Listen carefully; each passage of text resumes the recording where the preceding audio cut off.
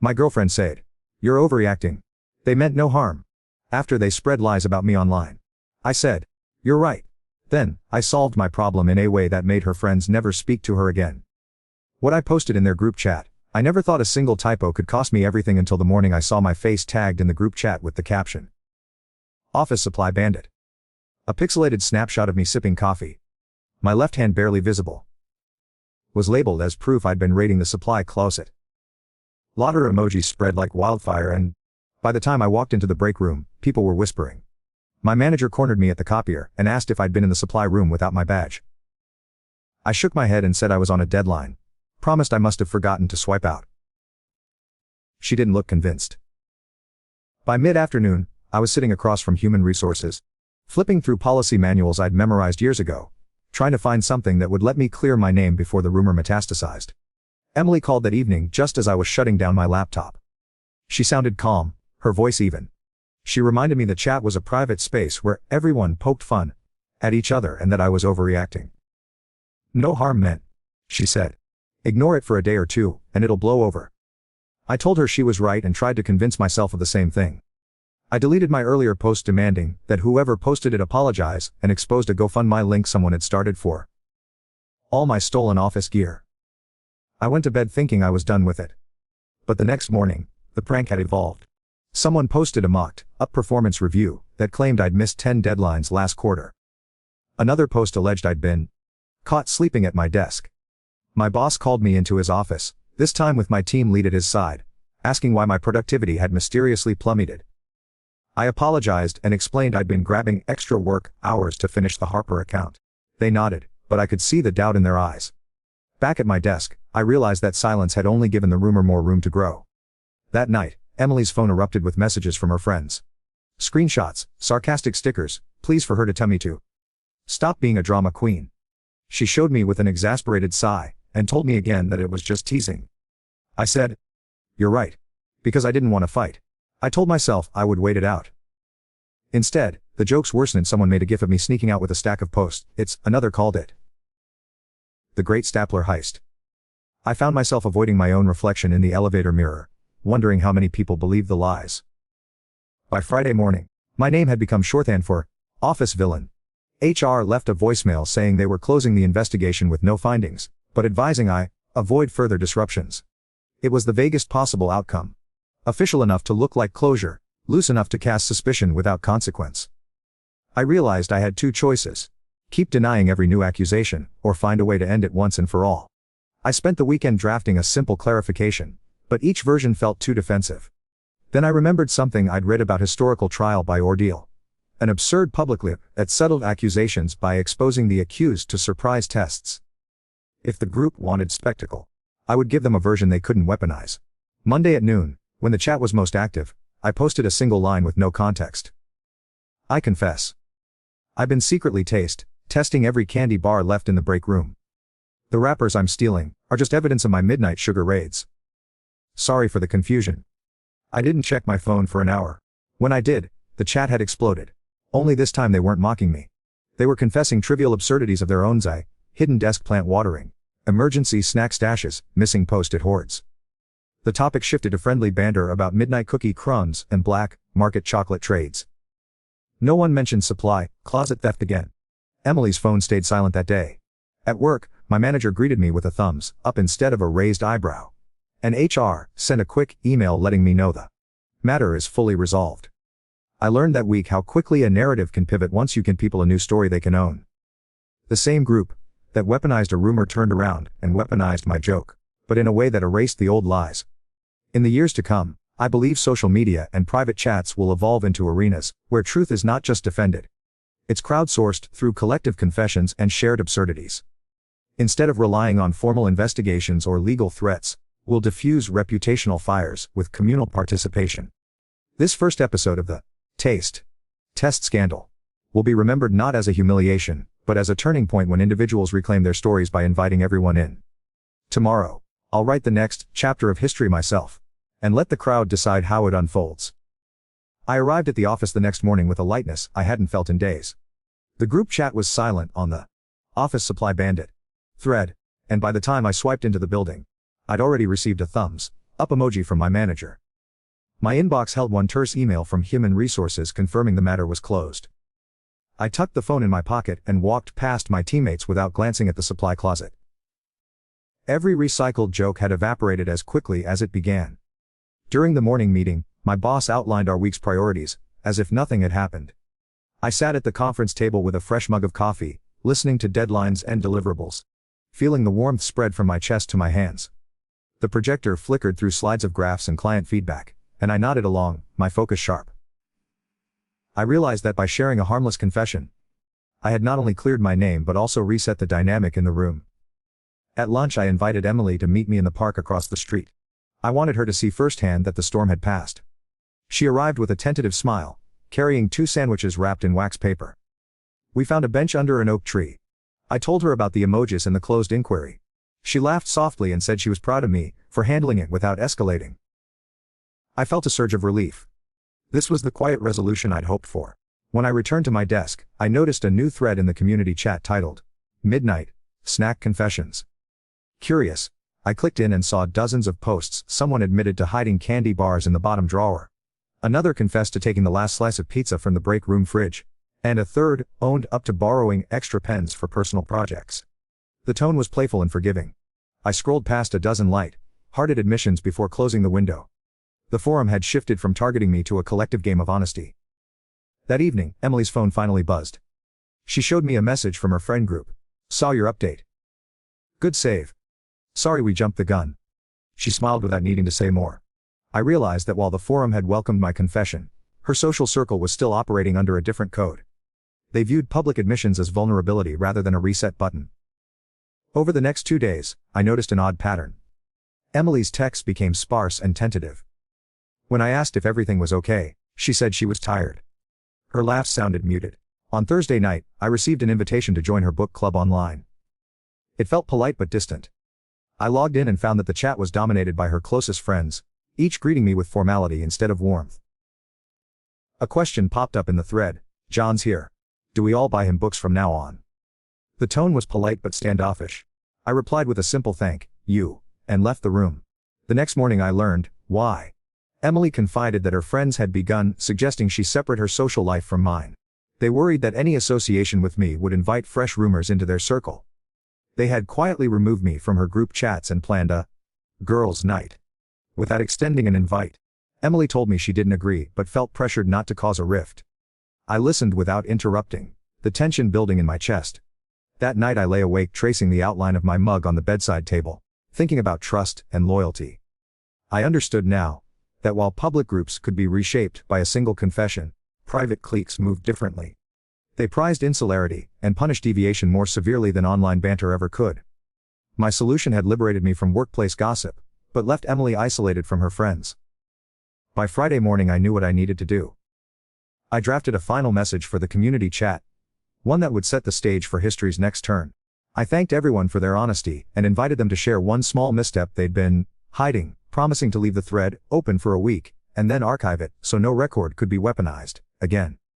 I closed my laptop, confident the forum would embrace the closure and move on. Later, as I walked through the empty office after hours, I realized this episode had shown me a new way forward. Communities, both large and small, would soon demand this kind of transparency to maintain trust. In 10 years or so, I envisioned digital platforms offering built-in confession features, enabling rumors to die before they spread too far. But at that moment I faced a different truth. I had won back my reputation, yet Emily's circle had tightened around her. I stood alone at my desk, aware that solving one problem had unexpectedly created another. Tomorrow I would open a conversation with her about healing those fractures, determined to restore not just how others saw me, but also how she felt supported. The morning after I sent the invitation to share small missteps, I walked into work expecting an empty thread, but instead found a steady trickle of new confessions. Someone admitted to booking conference rooms for personal calls, another to hoarding extra USB cables, and a few posted pictures of forgotten lunches they'd claimed as lost property. The tone was gentle and self-aware, as if each post were a small apology offered in good faith. I realized then that the conversation had truly healed the office dynamic. Whispers at the water cooler turned into knowing smiles and nods of solidarity. I took my seat in the meeting room and watched the slide deck appear, but my mind lingered on the idea that shared vulnerability could dissolve suspicion more effectively than any formal policy. At lunchtime, I found Emily, waiting in the lobby by the elevators. She looked hesitant but resolute. We walked across the street to the park where we had our first date. She spoke quietly about the distance growing between her and her friends, describing how they'd created a separate chat called Book Lovers Only, excluding both of us. She explained that messages about weekend plans and birthday surprises no longer included my name. I listened as the leaves drifted overhead, and I felt a pang of guilt that my attempt to clear my name had inadvertently pushed her further away from her circle. I told her that I understood how painful that must be, and I asked what would help her feel supported. She looked at me and said she wanted to bridge both worlds, to show her friends that I was still part of her life without pressuring them. That afternoon I drafted a proposal for a joint online gathering. Half confession circle, half social mixer, inviting Emily's friends to meet me on neutral ground. I offered to lead a brief exercise in which each person could share one lighthearted secret and one hope for the future of our friendships. I framed it as a game, a way to reset group dynamics and remind everyone of shared history. Emily reviewed the invitation on my laptop and adjusted the tone to sound warm but low key. We agreed to send it that evening, just after work, when people were most likely to respond. When I logged back into the private chat later that day, I found 3 tentative replies from Emily's closest friends. One said they appreciated the gesture, but weren't sure how it would feel to share secrets as a group. Another offered a single apology emoji and a promise to think about it. The third asked if they could join but on the condition that we keep the meeting short and off the record. I showed Emily the responses and she smiled weakly, saying that this was already more than she'd expected. She told me she felt hopeful that her friends might see how much this meant to us both. That night I sat at my desk after dinner and watched as the clock ticked toward 8:30. Exactly then, the final reply arrived. Count us in. Let's try this. My heart felt steady, not racing. As I typed a brief thank you and confirmed the meeting link, I closed my laptop and leaned back, reflecting on how a simple, honest act, owning a small mistake, had rippled outward to reshape not only my reputation at work, but also my personal relationships. I thought about how, in coming years, digital platforms might integrate these structured confession tools to promote empathy and prevent gossip from spiraling out of control. History would record this moment as an early experiment in communal trust building, when people discovered that the same medium that sprayed rumors could also heal them. Tomorrow evening, we would gather online and take the next step together. The evening of our joint gathering arrived with a quiet tension that I carried with me as I logged into the video call. I'd set up the virtual room with a simple background and arranged my notes so each person could see a shared agenda, brief introductions, and a closing circle of hopes for future get-togethers. By 7:58 p.m., I watched Emily's avatar appear alongside 3 small icons marked with her friends' initials. I greeted them each by name, spoke calmly about why I'd suggested this meeting, and invited the first person to share anything they felt comfortable disclosing. The comment box lit up with a shy wave emoji, and we moved forward. Jordan spoke first and admitted she kept a hidden stash of candy in her purse for stressful conference calls. Her voice was steady, and after she finished, the others laughed softly and confessed similar quirks. One set alarms to water her desk plant at midnight, another collected novelty pens she never used. Each revelation lightened the mood. Then Emily shared that she sometimes reread our early text exchanges late at night, just to feel connected when I was traveling. Her words carried no blame, only a wish for closeness, and I thanked her sincerely. I offered my own confession about a childhood habit, hiding birthday cards in a sock drawer, to reread them during tough weeks. It was a simple detail, but it brought genuine smiles and nods. Just as the atmosphere reached a comfortable warmth, a new participant icon appeared. An unknown guest. Before I could ask who it was, a sarcastic comment scrolled across the chat. Nice group therapy, John. My heart sank. I paused the meeting, switched off my microphone, and messaged Emily privately. Someone uninvited slipped in. She responded, I'll remove them. She clicked a moderator button I hadn't noticed and booted the intruder out. When I resumed, I explained in measured tones that we'd experienced a brief interruption and apologized for any discomfort. The group nodded in solidarity, a silent pact that this was our safe space. We moved on to sharing one hope for our friendship's future. Each person spoke with sincerity. Jordan hoped we'd make this a monthly ritual. Laura expressed a desire to reconnect more often outside the digital world, perhaps with occasional lunches. Mia said she wanted to build trust so rumors and exclusion wouldn't have room to grow again. Emily closed by saying she wished we could all feel comfortable inviting each other into every part of our lives without fear of judgment. I listened and felt a cautious optimism settle. I offered my own hope that honesty like this could become a habit, a way to protect relationships before discord took hold. After we ended the call, I closed my laptop and sat in the dark for a moment, reflecting on the evening. The unexpected intrusion had reminded me that even well-intentioned spaces need care and boundaries. Yet, overall, the gathering had restored connections that weeks of rumors had frayed. I believe that as digital communities evolve, platforms will integrate simple tools for structured sharing, brief, guided prompts that encourage vulnerability and help prevent small missteps from becoming full-scale scandals. This experiment showed me that confessions, when framed as invitations rather than accusations, can transform suspicion into empathy. Tomorrow I'll check in with Emily and her friends individually to reinforce the trust we rebuilt tonight and ensure this new tradition takes root. In years to come, this evening will be remembered as a first step toward community features that prioritize human connection over idle gossip. I woke Saturday morning with a quiet certainty that today would determine whether all we'd rebuilt would endure. The weekend still felt fragile after our group gathering, and I resolved to reinforce the bonds we'd mended. Over coffee, I drafted brief, heartfelt messages to each participant: Jordan, Laura, Mia and Emily's friends outside the call. I thanked them for their openness, reminded them they could reach out anytime, and invited them to suggest future meetups, virtual or in person. I sent these by mid-morning and spent the next hour reviewing our shared calendar to block off dates for monthly honesty hours and quarterly lunches. By noon my phone buzzed with replies. Jordan proposed a potluck at her place next Thursday. Maya offered to coordinate a small hike in 2 weekends, to talk without screens between us. Lara suggested a rotating host schedule, so each person could bring a new venue or activity. Emily's friends, one by one, sent brief notes, apologies, excitement, even a few roasts of themselves to prove they'd embraced the spirit of the experiment. I felt warmth spread across my chest, knowing that the invitation I'd extended had rippled beyond the office and reached into her wider circle. That afternoon, I walked through the neighborhood park with Emily. We talked about the past few weeks. The prank that went too far, my confession about the microbeads, the group chat reset, the intrusion during our video call. She reflected on how she'd felt caught between solidarity with me and loyalty to her friends, and I listened without interruption. When she paused, I told her I understood how my actions, while necessary, had inadvertently pressured her relationships. I assured her I would support any step she took to rebuild trust with her friends, even if it meant slowing our own plans for the weekend. Later, we met Jordan's group at her apartment for the first in our series of monthly potlucks. The air smelled of roasting vegetables and fresh bread. Each person arrived with a dish and a confession.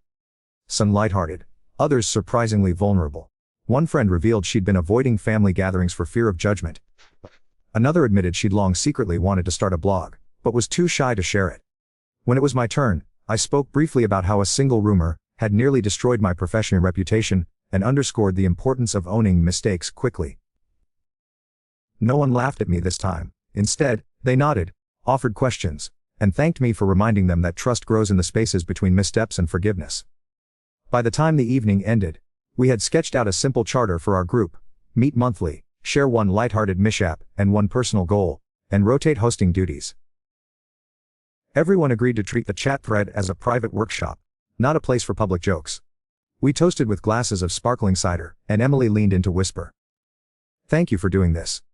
I told her I was grateful for her patience, and that I believed we'd built something stronger than before.